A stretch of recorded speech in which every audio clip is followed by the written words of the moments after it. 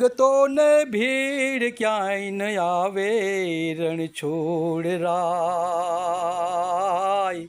ભગતોને ભીડ ક્યાંય ન આવે. પ્રભુને ભક્તો વિનવેશ કે માલિક ભક્તોને ક્યાંય ભીડ ન આવે. ભલે કળિયુગ રહ્યો પણ ભક્તોને ક્યાંય ભીડ ન આવવી જોઈએ. પ્રભુ કે મારું સ્મરણ જે કરશે આ યુગની અંદર એને ક્યાંય ભીડ નહીં આવે. અને ભીડની અંદર કદાચ અટવાણો હોય છે તોય હું એને કાઢીશ. ભગવાન તો દયાળુ છે, બહુ દયાળુ છે.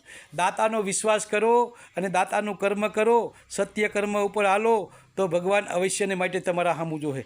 કોઈ પણ જીવ હોય સારું કર્મ કરે, પ્રભુની ભક્તિ કરે તો ભગવાન અવશ્યને માટે એના કર્મ એના ઓરતા પૂરા કરે છે.